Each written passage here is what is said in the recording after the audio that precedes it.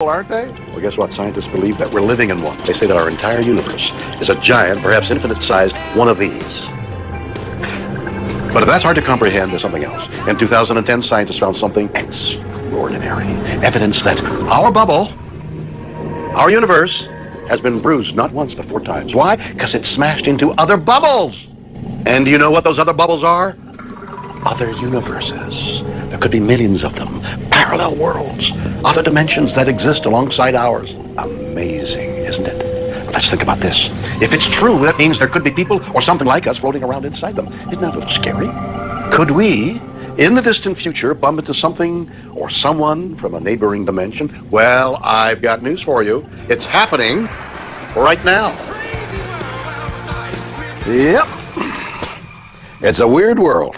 What the fuck? And I love it.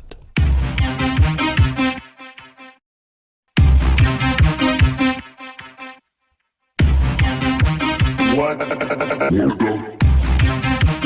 fuck?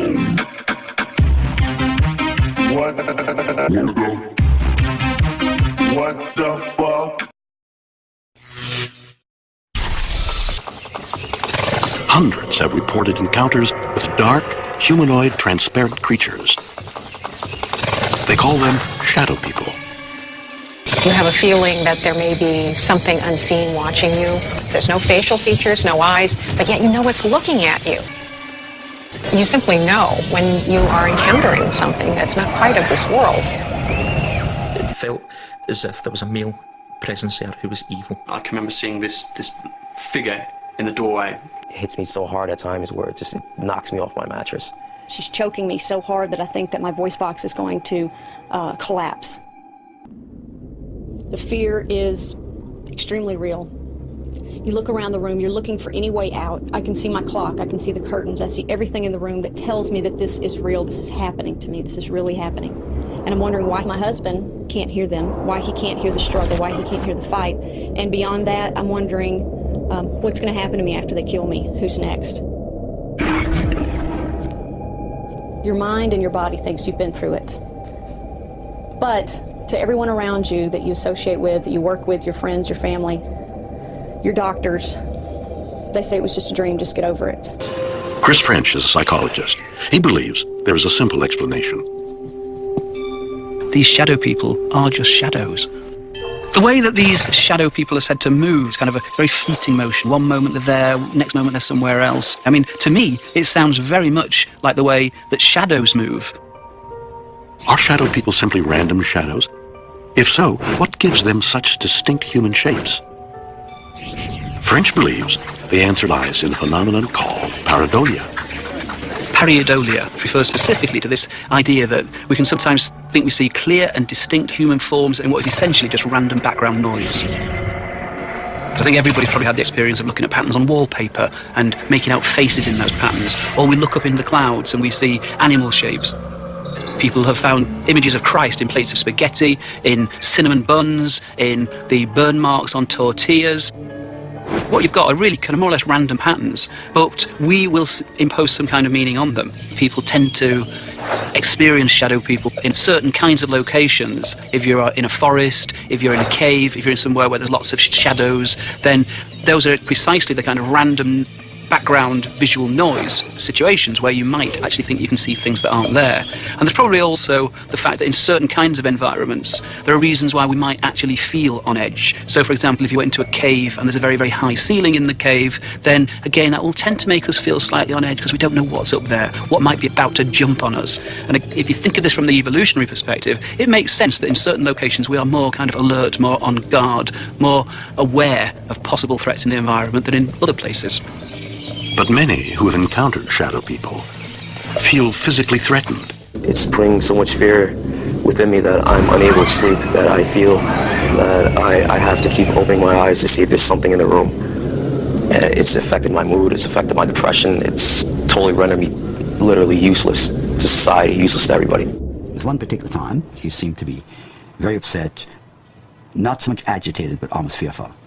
And he said, look, it's at me again, it's bothering me. I said, what is bothering you? He said, you don't believe me. I said, of course I believe you, son. But so I laid in the corner about a foot away from him, got just that little bit closer. and I felt an immediate type of a vibration, a physical presence of some kind. And yet I did not feel that whatever was bothering or obsessing Ted was malevolent. It was as if he were attracting some force, something outside of our dimension.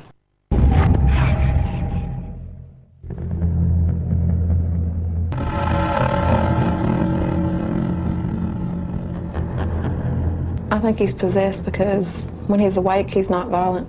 And he just don't look like himself when he's having a night terror. He don't sound like himself.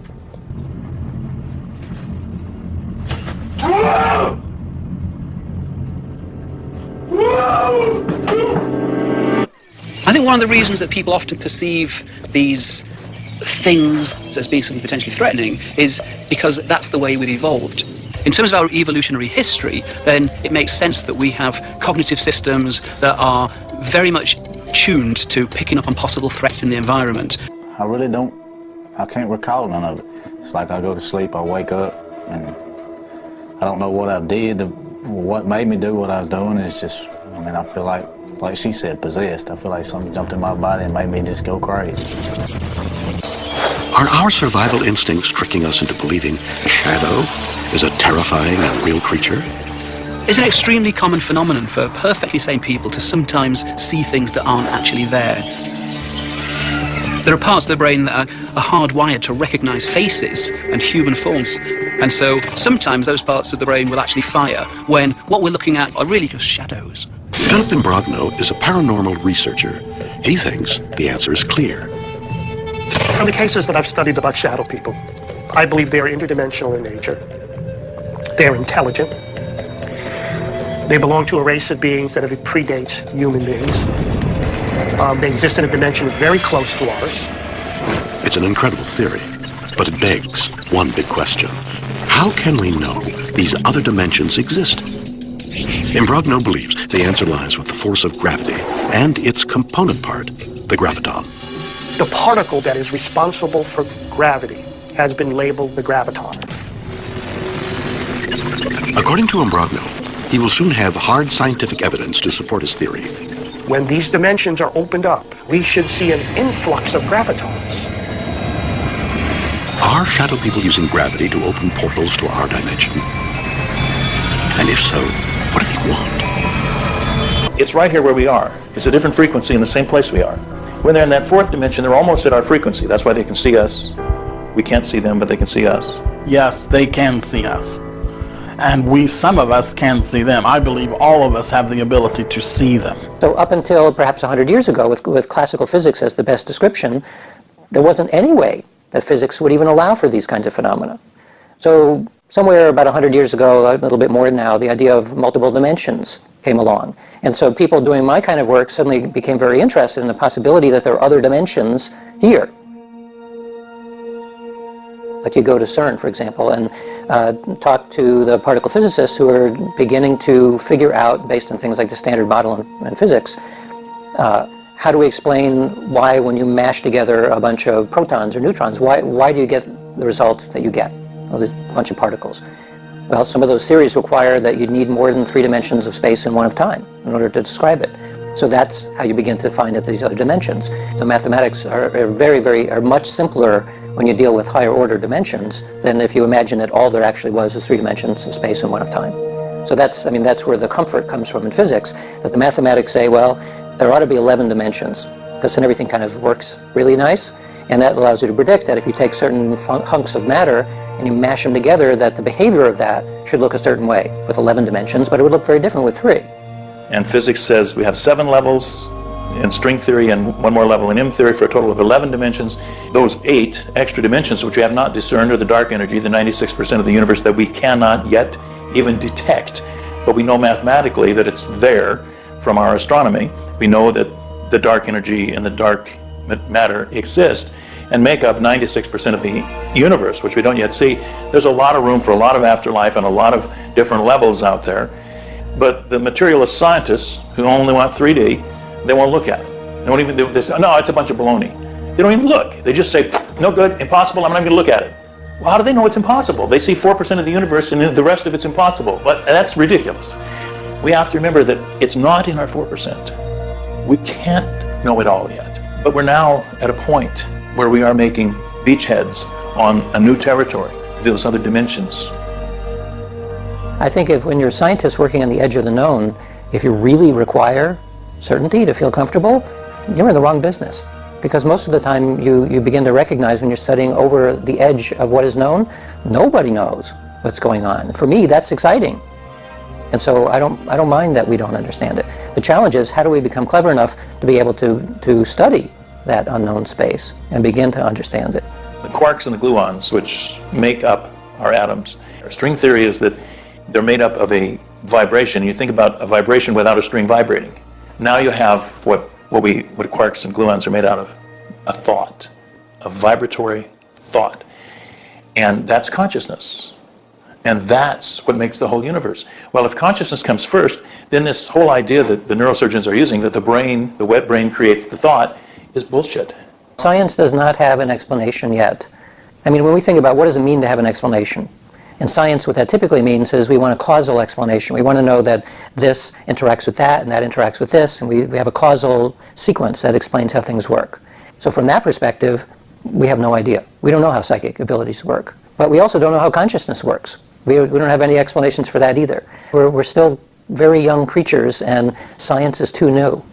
So I think about other planets out there that may be a billion years ahead of us. They probably know a little bit more than we do, if there are people who are scientists there. And they would look back at us, what we're trying to do now, and saying, these creatures don't have any idea what's going on. I mean, most of the really fundamental questions that we would have about life and us and the planet and the universe and all that stuff, which are all very interesting questions, we have some answers, but it's just barely begun. And all scientists learn very quickly that there are certain things you don't talk about. You don't push against the social environment in science, because if you do, you won't have a job. You won't be able to do what you want to do. So this is no different than in politics or in any other domain of human affairs. So we learn that there are certain things you talk about and certain things you don't. I know, when I say I'm a medium, that all the other scientists look at me like, he's not a scientist, he's a nut. But it's okay, I'm retired, who cares? I don't care anymore, okay? They still have their career, they're still worried about everyone else thinking they're crazy, you know, so they are careful about saying things, and I understand that. But more of them should have a little more courage and say, I don't know everything. I'm going to look. Instead of saying it's impossible, they should look. And I believe in physics, and I'm a naval architect, I've designed many ships, and I know all about how to use physics in our 3D to make things work. But I also know that that's just a limited little corner of the world, and that the huge universe out here besides that, and this huge universe we don't know anything about. And I can stand up there, even if the guys who want to hide in the 4% little corner want to laugh at me, let them. They're the fools. I'm not the fool. I realize we don't know. Most scientists tend to be pretty smart, and the smarter you are, the easier it is to fall in love with a theory. And the theories are explanations. They make us feel comfortable in the world. So if you spend your entire adult life learning about a certain description of the way that the world works, you become comfortable with that. And after a while, you begin to see the world in those terms. I have a lot of friends who are theorists who can only see the world through their theory. We use it, false evidence appearing real, F-E-A-R. False evidence appearing to be real. That's what fear is. It's not real. It's not real at all. Fears are based on nothing. Are we facing an invasion of beings from a neighboring dimension? Should we be afraid? Very afraid? Or are they nothing but a trick of light? Are shadow people from other dimensions already amongst us? It seems to me that the main objective of the shadow person visit is to learn about us as much as they can. Usually, the prelude to an invasion is going and getting intelligence before you make your move. Some people believe this is what's being done.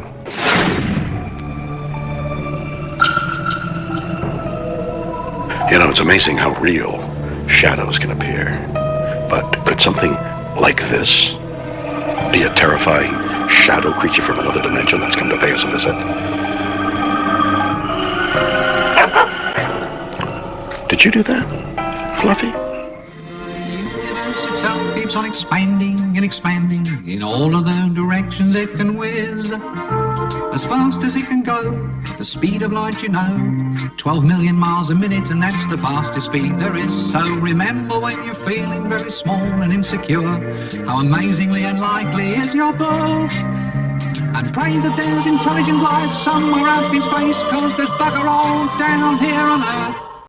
What the fuck? I mean, what the fuck?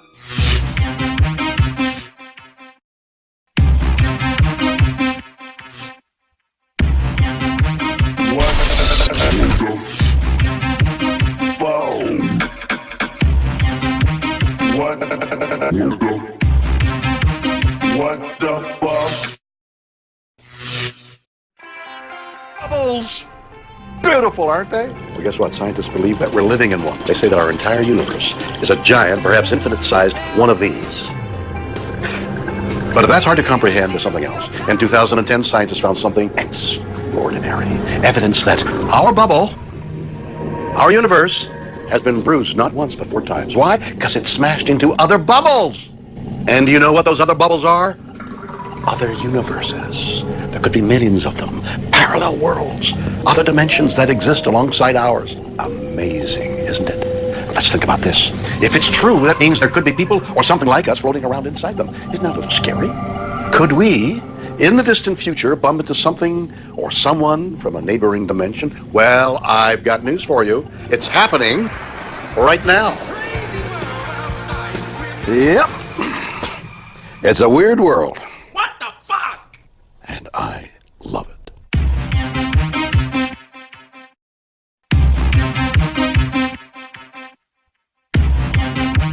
What the fuck?